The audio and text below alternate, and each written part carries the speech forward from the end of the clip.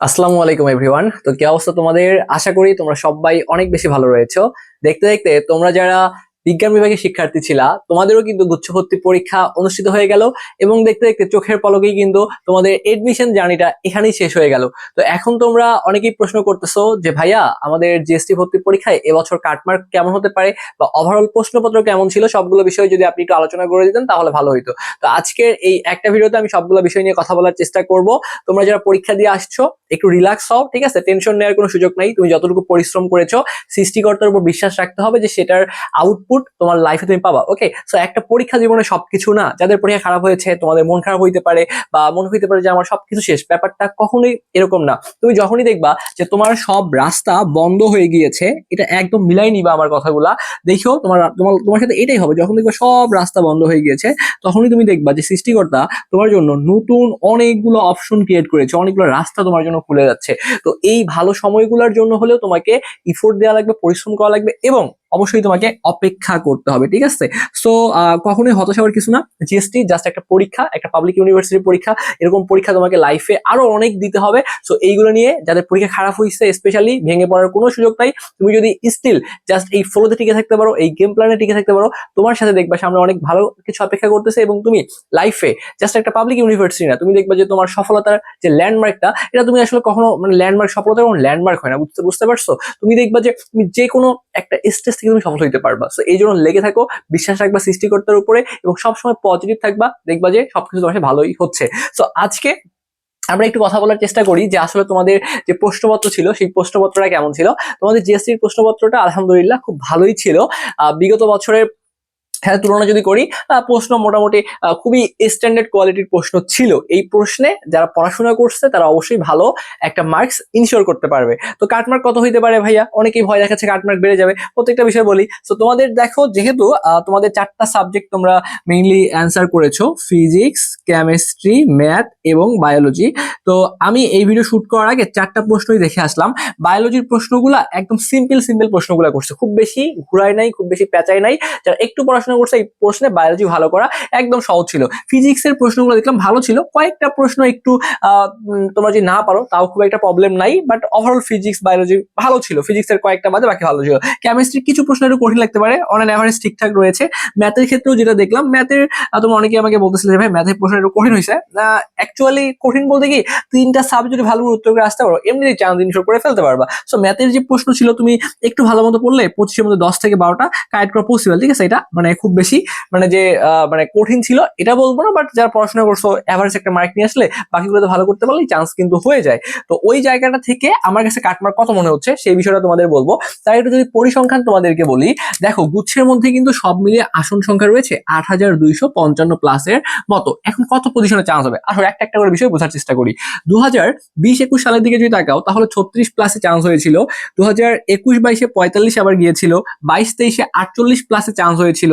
23-24-এ 38। দেখো একটু জাস্ট তুমি গ্রাফটা খেয়াল করো, 36 থেকে 45-এ আসলো, 45 থেকে আবার 38, যদিও এটা প্রশ্নপত্রের উপর ডিপেন্ড করে। 45-48 এরপরে আবার 38-এ চলে আসলো, 38 থেকে 2024-25 আবার 45-এ চলে আসলো। তাহলে এবার 2025-26-এর প্রশ্নপত্র, এই প্রশ্নপত্রে কাটমার্ক কেমন হবে? আচ্ছা, সো আমার কাছে যেটা স্পেশালি মনে হচ্ছে, হ্যাঁ বলতেছো অনেকেই ভয় দেখাচ্ছে 60 মার্ক 65 মার্ক কাটমার্ক হবে না, এত বেশি কখনোই কাটমার্ক গুছাতে হবে না। তোমাকে পরিসংখ্যান বলতেছি।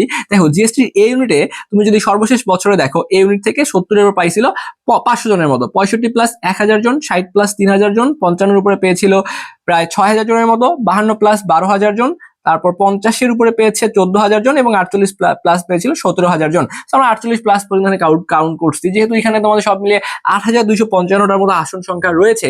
তো তোমাদের যাদের পজিশন, আমি তোমাকে বলবো যারা হচ্ছে ম্যাথ প্লাস বায়োলজি উত্তর করেছো, তোমাদের পজিশন যদি 18,000 থেকে তোমাদের পজিশন যদি 20,000-এর মধ্যেও থাকে, যদি একটু বুঝে শুনে সাবজেক্ট চয়েস দিতে পারো তাহলে তুমি একটা সাবজেক্ট পেয়ে যাবা।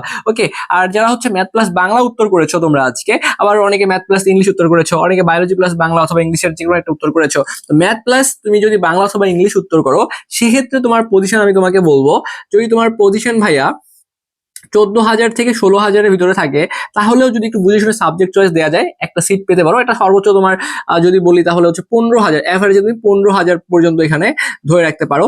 আর যারা বায়োলজি প্লাস বাংলা উত্তর করেছো, তোমাদের যদি এরকম ভাইয়া 13,000 বা 14,000-এর মধ্যে তোমার পজিশন আসে রেজাল্ট দেওয়ার পরে, তাহলে তুমি একটা সাবজেক্ট পাবা। তাহলে ভাইয়া পজিশন তো বললেন, কাটমার্ক কত হবে? দেখো কাটমার্ক আমি যদি বলি যে একবারই তোমাকে বলি, প্রথম মেরিটে চান্স পাইতে তোমাদের কত মার্ক লাগবে? প্রথম মেরিটে চান্স পাইতে তোমাদের যাদের মার্কস তোমাদের এরকম যাদের থাকবে, ধরো যে অ্যারাউন্ড 53 অথবা 54 যাদের থাকবে, তারা প্রথম মেরিট লিস্টে ইজিলি একটা সাবজেক্ট পেয়ে যাবা। দ্বিতীয় মেরিট লিস্টে যদি বলি, সেক্ষেত্রে তোমাদের দ্বিতীয় মেরিট লিস্টে তোমাদের যাদের হচ্ছে 50+ থাকবে, তাদের একটা খুব ভালো সুযোগ আছে। এবং তৃতীয় মেরিট বা এর পরবর্তী যে মেরিট গুলো রয়েছে বা সর্বশেষ কাটমার্ক কত হইতে পারে? যে প্রশ্নপত্রটা ছিল, অনেকেই বলতেছে 55 কাটমার্ক হবে, অনেকেই বলতেছে 56-57 কাটমার্ক হবে। এত বেশি হওয়ার খুবই টাফ, ঠিক আছে। বাট আমার কাছে যেটা মনে হচ্ছে, তোমার যদি মানে 52 থাকে, তাহলে তুমি সেফ পজিশনে আছো, তাহলে তোমাকে মানে আর চিন্তা করতে হবে না। 52+ যাদের আছে তারা একটা সাবজেক্ট পাবা, এটা মোটামুটি আশা রাখা যায়। বাট শেষ পর্যন্ত আমার কেন জানি মনে হচ্ছে এই প্রশ্নপত্রে যদি 48+ থাকে, কারো যদি 48+ থাকে, তাহলে শেষ পর্যন্ত জিএসটির এ ইউনিটে তোমার একটা সাবজেক্ট তুমি পাইতে পারো বা তোমার চান্স হইতে পারে। তো আমার কাছে যেটা মনে হচ্ছে যে 48+ যদি থাকে এই প্রশ্নপত্রে, তাহলে তোমাদের একটা ভালো সম্ভাবনা থাকবে। ওকে, সো তোমাদের কি অবস্থা একটু কমেন্ট করে জানাও। সেই কমেন্টগুলো আমি অ্যানালাইসিস করলে আরো একটা ক্লিয়ার ধারণা পাবো যে আসলে তোমাদের পরীক্ষা কেমন হয়েছে। এবং যারা ভেঙে পড়ছো, ভাইয়া শুরুতেই বলছি ভেঙে পড়া যাবে না।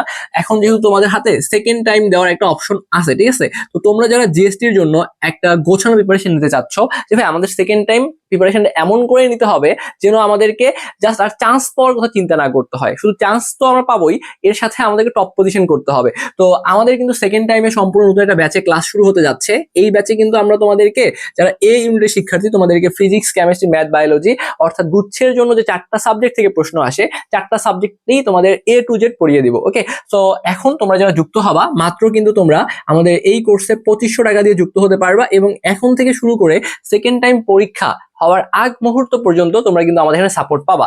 তো যারা এখনো যুক্ত হও নাই, যারা যুক্ত হতে চাচ্ছ নতুন ভাবে, ওকে, যেহেতু তোমাদের এই বছরের মতো জার্নি শেষ, নতুন করে সবকিছু শুরু করতে হবে। সো যারা যুক্ত হবা, তারা আমাদের এই যে নাম্বারটা রয়েছে 01540609373, এই নাম্বারে দ্রুত হোয়াটসঅ্যাপে একটা মেসেজ করো, করে আমাদের এডমিনের সাথে কথা বলে তুমি ভর্তি হয়ে যেতে পারবে। ওকে, সো যদি তোমার ইচ্ছা থাকে ভাই সেকেন্ড টাইম আমি দিব, ওরা দেরি করা ঠিক হবে না, 2-1 দিন রিল্যাক্স নিতে পারো, রেস্ট নিতে পারো, একটু ঘোরাঘুরি করে বা 5-7 দিন একটু রেস্ট নিয়ে তারপরে শুরু করো। বাট জাস্ট তুমি যদি কোর্সে ভর্তি হয়ে থাকো, আমাদের গাইডলাইন গুলো তুমি রেগুলার পাবা, কিভাবে পড়াশোনা করতে হবে বা তোমার এই যে সামনে জার্নিটা কেমন হবে, সবগুলো কিন্তু আমরা তোমাকে বুঝাই বলবো। ওকে, তো সবাই ভালো থাকো, সুস্থ থাকো। এতক্ষণ সাথে থাকার জন্য তোমাদের সবাইকে আবারও অসংখ্য ধন্যবাদ জানাচ্ছি।